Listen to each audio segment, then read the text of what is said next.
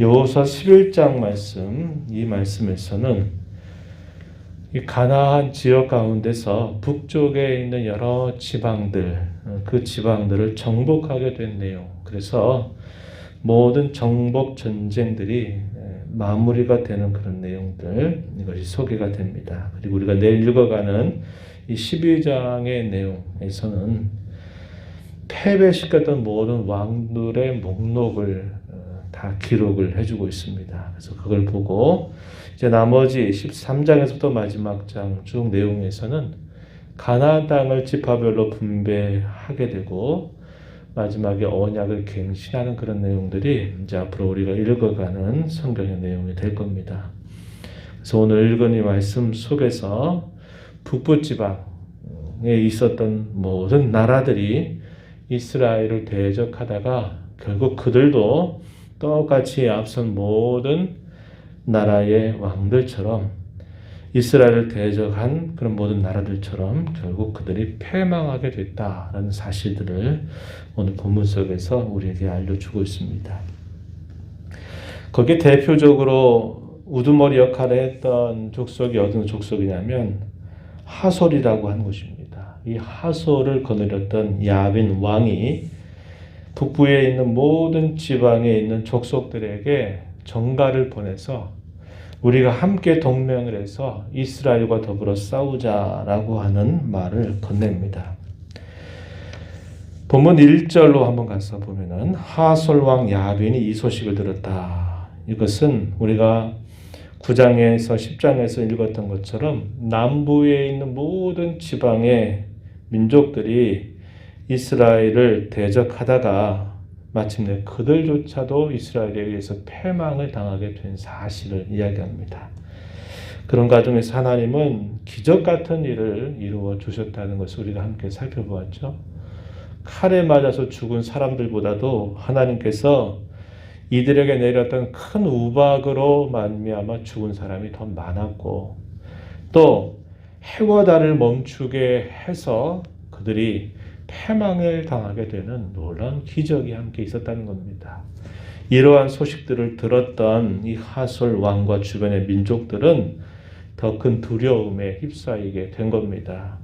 그런데 이들조차도 어리석은 선택을 하게 된 겁니다. 그게 뭐냐? 그렇다면 우리가 남은 모든 민족들이 다 동맹을 해서 우리도 한번 이스라엘하고 싸워야 되지 않겠냐? 이런 생각을 하게 되었다 하는 겁니다. 이 동맹의 숫자는 더 많은 민족들이 모였습니다. 그래서 여기 보니까 그 숫자가 어느 정도였냐 4절에 보면요. 그들이 그 모든 군대를 거느리고 나왔는데 그 백성이 많아서 마치 해변의 수많은 모래같이 많은 말과 병거들조차도 힘이 많은 군사들이 함께 모여서 이제 이스라엘과 단판 전쟁을 벌이려고 모여들게 된 것입니다. 그래서 그들이 어디에다가 진을 치냐면 5절에 보니까 메론 물가에 함께 모여서 이스라엘과 큰 전쟁을 벌이려고 준비를 갖추게 되었습니다. 규모가 더욱더 커져가는 그 모습을 봤을 때는 충분히 두려움을 느낄 만한 그런 상황이었습니다. 왜냐, 여호수아가 이끄는 이스라엘 군사들은 그렇게 많은 숫자가 되지 못했다 하는 겁니다. 그럼에도 불구하고 하나님께서는 또다시 이 여호수아에게 나타나셔서 이 여호수아를 격려하시고 그에게 분명하게 하나님의 약속을 해주시는 말씀을 건네주십니다. 6절 말씀에 보면은요. 두려워하지 말아라. 내일 이맘때 내가 그들을 이스라엘 앞에 다 넘겨주어서 몰살시킬 것이다.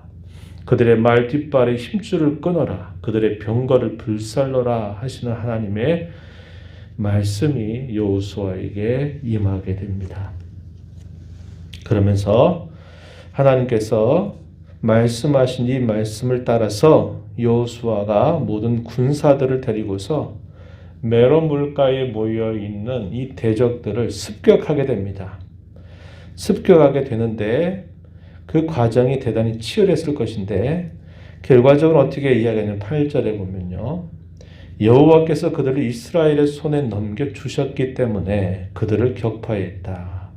그리고 그들을 추격했다라고 이야기합니다. 그리고 한 사람도 남기지 아니하고 쳐 죽였다. 이렇게 말합니다.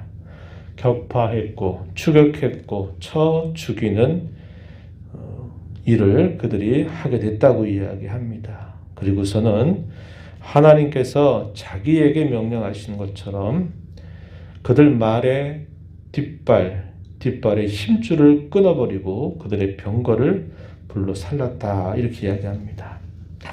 철저하게 하나님의 말씀에 순종하게 되는 이 여호수아와 그의 군사들의 모습을 잘 보여주고 있습니다.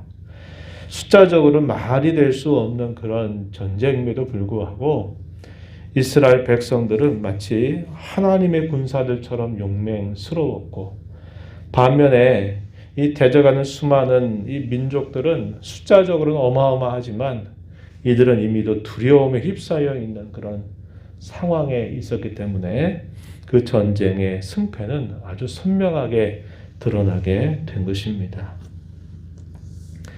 그리고 그러면서 결국 여호수아가 하나님의 명령을 따라 다 행하면서 가장 우두머리 역할을 했던 이 하솔을 다 취하게 되었고요. 하솔왕 야빈을 칼날로 쳐 죽이게 됩니다.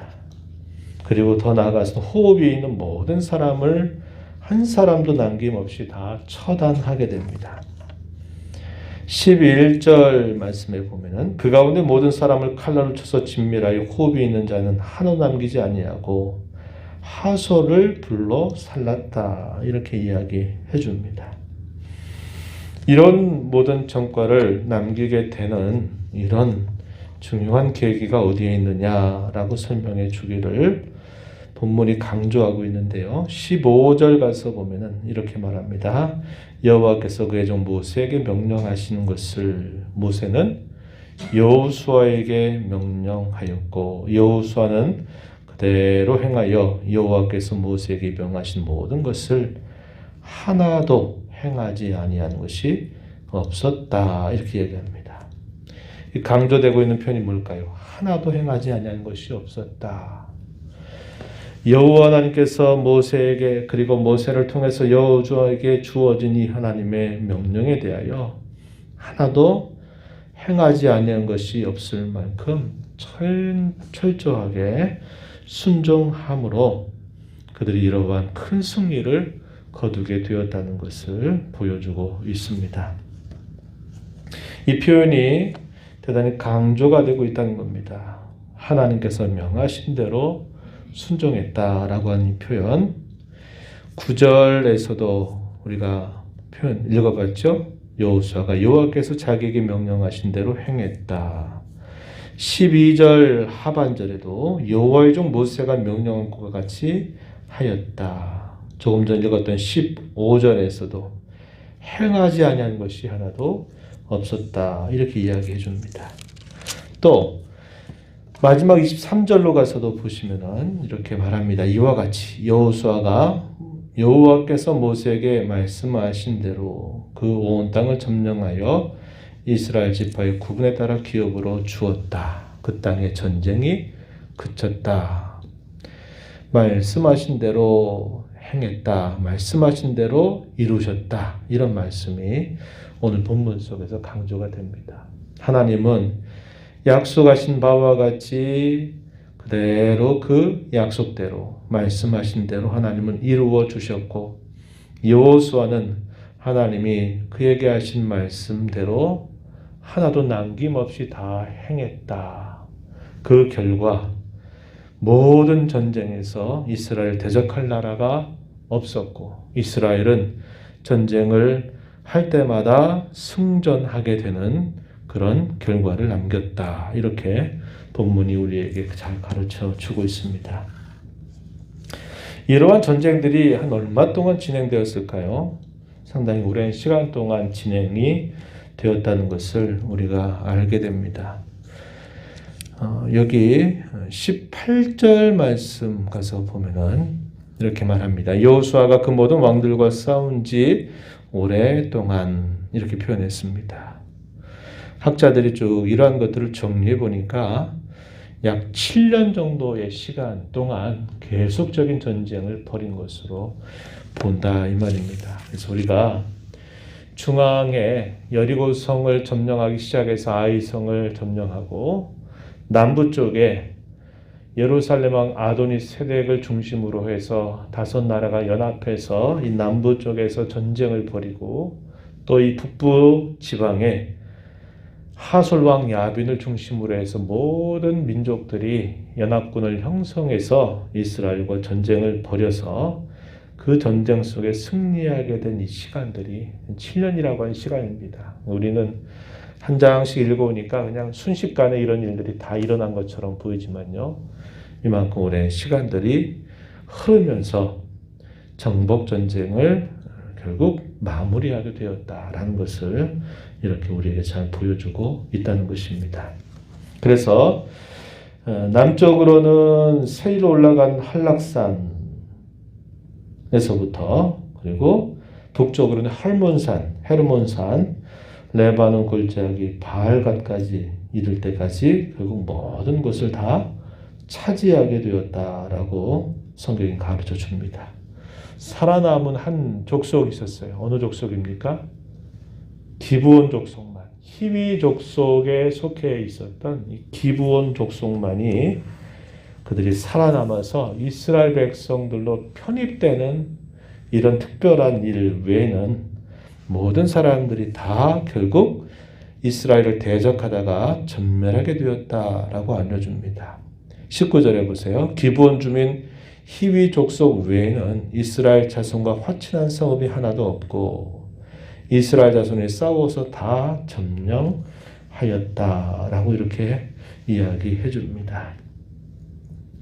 하나님과 그의 백성 편에 선 이 기브온 주민들만 살아남았고 이들을 향해서 대적한 모든 대적들은 남김없이 다 패망하게 되는 일이 있었다라고 이렇게 가르쳐 주고 있습니다. 이러한 일에 있어서 하나님께서 어떻게 하셨느냐?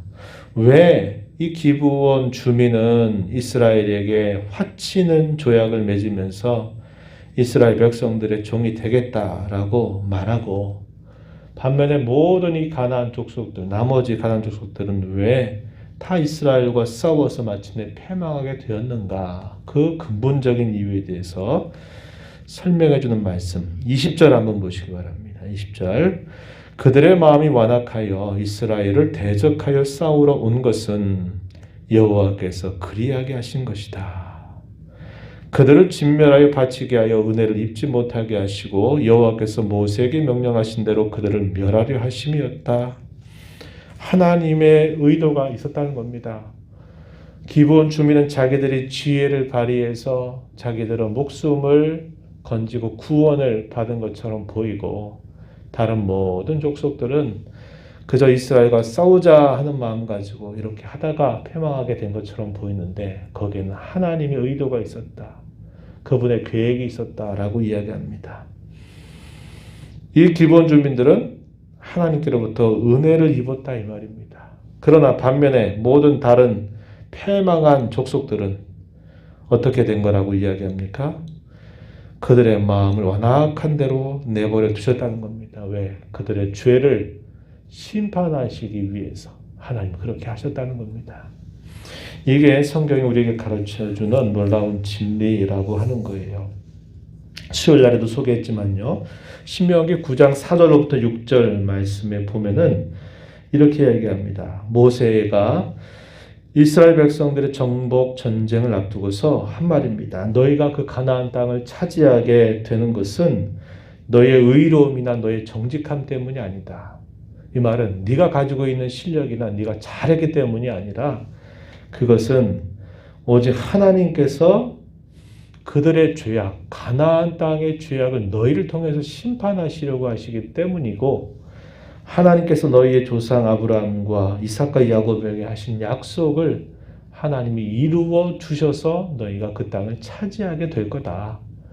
그걸 가지고 자랑거리로 삼거나 그걸 가지고 교만해지지 말라고 이야기하고 그 모든 일들을 다 하나님께로 돌릴 것을 분명하게 이야기해 주었다고 하는 겁니다. 그래서 이 가나안 다른 족속들이 대적하게 된 것은 하나님이 그들의 죄에 대한 심판을 내리시려고 하나님이 그들을 완악한 대로 내버려 두셨다는 겁니다. 그런 와중에도 기브온 주민들은 하나님께로부터 특별한 은혜를 입어서 이스라엘과 화친 조약을 맺게 된 것이라고 이야기해 줍니다. 우리 로마서 9장 16절 18절 말씀을 통해서 다른 박질하고 원하는 자로 말미암아서 우리가 하나님 앞에 서는 것이 아니라 오직 불쌍히 여겨주시는 하나님으로 말미암아 우리는 선다라는 말씀을 해줍니다. 하나님께서 행하고자 하시는 자에게 불쌍히 여기셔서 은혜를 주시고 하나님께서 행하고자 하시는 자에게 완악한 대로 내버려 두셔서 결국 그들을 심판하신다는 것을 알려줍니다. 저와 여러분이 이 세상 살이 가운데서 구원을 받은 것이 내가 잘해서 내가 하나님 앞에 사랑받을 만해서 내가 이렇게 구원받는 하나님의 자녀가 된 것이 아닙니다. 하나님이 우리의 죄를 따라서 완악한 대로 내버려 두지 아니하시고 은혜를 베풀어 주셔서 긍휼히 여겨 주셔서 우리가 하나님의 자녀가 되고 죄 용서를 받고 영생을 소유하게 된 것을 우리는 깨닫게 된 것입니다. 그래서 우리는 우리를 죽을 때까지 인도하시고 또 그뿐만 아니라 우리에게 약속하신 대로 하나님이 우리에게 구원의 완성의 그날, 우리를 영광스럽게 할 그날을 우리는 소망 중 바라보면서 반드시 하나님 말씀하신 대로 이루실 것을 우리가 확실하게 믿고 우리에게 요구되는 바 하나님의 그 약속의 말씀을 굳게 믿음으로 그 믿음에 따른 주님을 향한 성실하고 충성스러운 순종을 통해서 매일매일을 승리의 삶을 살아가야 됨을 배우게 되는 것입니다. 오늘 이 말씀을 간직하면서 이 하루의 삶을 살아가면서 승리의 삶, 주께 영광을 돌리는 삶이 되기를 진심으로 바랍니다. 하나님 아버지, 이 새벽 시간에도 저희들을 주께로 인도하여 주셔서 오늘도 찬양을 드리며 또 말씀에 귀를 기울이며 저희가 주시는 주의 약속을 되새기며 이 하루를 살아가게 하시니 감사합니다. 하나님을 대적했던 모든 나라들은 하나님이 함께 하심으로 말미암아 다 패망이 되었고 그것은 그들의 죄에 대한 하나님의 무서운 심판이었음을 깨우쳐 주십니다. 하지만 기브온 주민들은 하나님께로부터 특별한 은총을 입어서 그들은 이스라엘과 더불어 살아가는 귀한 은혜를 입었던 것을 기억합니다. 저희가 세상 가운데서 천에 하나 만에 하나 이렇게 하나님 앞에 부름받아 구원받은 자녀가 된 것은 저희들의 실력이 아니라 저희들의 죄를 따라 처치하지 아니하시는 하나님의 사랑, 불쌍히 여기시는 주님의 은혜가 있었기에 이렇게 하나님께 구원받은 자녀가 된 것임을 깨닫습니다.